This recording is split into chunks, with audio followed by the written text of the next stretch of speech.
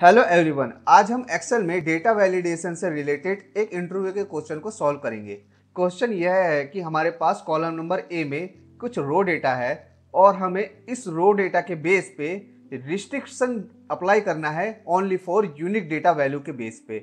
और साथ ही साथ जब हम कोई भी डुप्लीकेट वैल्यू इस रेंज में एंटर करें तो हमें एक मैसेज शो करे जो कि इस डेटा वैलिडेशन के टूल्स में अवेलेबल है। सबसे पहले हमें ये देखना होगा कि जिस रेंज के बेस पे हमें डेटा एंटर करना है उसके लिए हमें किस फंक्शन या फॉर्मूला को अप्लाई करना होगा जिसके बेस पे हम यूनिक बेस पे डेटा को रिस्ट्रिक्ट कर सके with the help of data validation. Unique data के बेस पे वैलिडेशन अप्लाई करने के लिए मुझे काउंट इफ फंक्शन का यूज करना होगा। काउंट इफ, देन सबसे पहली जो रिक्वायरमेंट है रेंज, मुझे कॉलम नंबर ए के बेस पे डेटा वैलिडेशन अप्लाई करना है। मैं यहाँ पर कॉलम नंबर ए का जो A2 का सेल रेफरेंस है वो दूंगा, बिकॉज मुझे A2 से लेकर जितने भी डाउन वैल्यू तक का जो रेंज होगा उसी के बेस पे डेटा वैलिडेशन अप्लाई करना है। मैं A2 का सेल रेफरेंस दूंगा, देन डबल डॉटेड का जो सिंबल है वो टाइप करूंगा। देन आप देखेंगे कि सिंगल सेल में A2 से लेकर A2 तक का रेंज उसने एंटर कर दिया है। मैं यहाँ पर A2 का जो फर्स्ट में जो A2 का सेल रेफरेंस है उसे F4 प्रेस करके फ्रीज कर दूंगा। देन जो सेकंड रेंज है उसे मैं एज इट इज फ्री रख दूंगा, बिकॉज ये डाउन वैल्यू के बेस पे डेटा को काउंट करेगा। कोमा, अगेन क्राइटेरिया का जो ऑप्शन है उसमें मैं अगेन A2 का सेल रेफरेंस दूंगा, उसे भी मैं फ्री कर दूंगा। Then bracket close, enter. अब मैं इस फॉर्मूले को एक स्पेसिफिक रेंज को सिलेक्ट करके कंट्रोल डी के साथ ड्रैग एंड डाउन करूंगा तो आप देखेंगे जो कॉलम नंबर ए में जो भी वैल्यू था, अगर उस वैल्यू में कोई भी वैल्यू डुप्लीकेट है तो उसका काउंट वो रिटर्न करके देगा एज ए 2। अगर मैं यहाँ पे DVD 3 टाइम टाइप करूंगा तो आप देखेंगे कि DVD 3 टाइम रिपीटेड है, यानी कि जो फर्स्ट DVD है उसका वैल्यू रिटर्न करके देगा as a 1। Then second time जो DVD है उसका जो काउंट वैल्यू है वो रिटर्न करके देगा 2। देन थर्ड जो वैल्यू है, अगर उसका DVD 3 टाइम रिपीट हो रहा है तो उसका जो काउंट वैल्यू है वो एज ए 3 रिपीट करके देगा। सेम ही अगर मैं DVD 4 टाइम टाइप करूंगा तो आप देखेंगे कि उसका जो काउंट है उसने 4 रिटर्न करके दिया है, बिकॉज उस कॉलम में जो DVD है 4 टाइम रिपीट हो रहा है। इसी के बेस पे हम डेटा वैलिडेशन को अप्लाई करेंगे। बेसिकली डेटा वैलिडेशन ट्रू और फॉल्स के बेस पे रिस्ट्रिक्शन को अप्लाई करता है। यहाँ पर मैं इस फॉर्मूले को F2 प्रेस करके अगेन उस फॉर्मूले को कॉपी करके कॉलम नंबर C में पेस्ट करता हूँ और उसके आगे इज इक्वल टू 1 प्रेस कर देता हूँ। जैसे ही एंटर प्रेस करूँगा तो आप देखेंगे जिस वैल्यू का काउंट इज इक्वल टू 1 है उसने उसे रिटर्न करके दिया है as a true, otherwise false.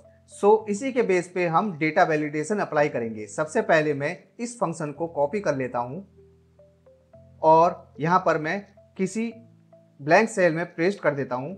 इस फंक्शन को मैं डेटा वैलिडेशन में अप्लाई करूंगा। डेटा वैलिडेशन अप्लाई करने के लिए सबसे पहले मैं उस रेंज को सिलेक्ट करूंगा जिस रेंज में मुझे इस डेटा वैलिडेशन को अप्लाई करना है। मैं यहाँ पे A2 से लेकर A12 तक का रेंज लूंगा। देन यहाँ पे मैं डेटा पे जाऊंगा। डेटा के बाद राइट साइड में एक सिंबल होगा, उस सिंबल में एरो का जो साइन होगा उस पर क्लिक करूंगा। देन डेटा वैलिडेशन का ऑप्शन होगा, उस पर क्लिक करूंगा तो आप देखेंगे कि इस तरह का डायलॉग बॉक्स ओपन होके आ जाएगा। मैं यहाँ पर शॉर्टकट की के हेल्प से भी डेटा वैलिडेशन को ओपन कर सकता हूँ, जो कि है Alt+A+V+V। यहाँ पर जैसे ही डायलॉग बॉक्स ओपन होके आया है, यहाँ पर 3 ऑप्शन होगा, settings, input message, error alert. Settings में मैं जाऊंगा, यहाँ पर मैं कस्टम में जाऊंगा और उस फंक्शन को कॉपी कर लूंगा और पेस्ट कर दूंगा इस फॉर्मूला के बॉक्स में, जिस फॉर्मूला को मैंने यहाँ पर अप्लाई किया है जो कि है काउंट इफ। यहाँ पर मैं उस फॉर्मूला को पेस्ट कर दूंगा। देन उसके आगे इज इक्वल टू 1 टाइप करूंगा, बिकॉज डेटा वैलिडेशन ट्रू और फॉल्स के बेस पे ही वर्क करता है। देन सेकेंड ऑप्शन है हमारा इनपुट मैसेज। इनपुट मैसेज में जाऊंगा, यहाँ पे मैं वो टाइटल टाइप करूंगा जो टाइटल यहाँ पर शो करेगा। इसके लिए मैं यहाँ पे टाइप करता हूँ एंटर। Unique value. और इनपुट मैसेज में मैं डिस्क्रिप्शन दे सकता हूं, this is only restricted to apply unique data. मैंने जो भी यहां पर मैसेज टाइप किया है वो इस रेंज ऑफ सेल में शो करेगा।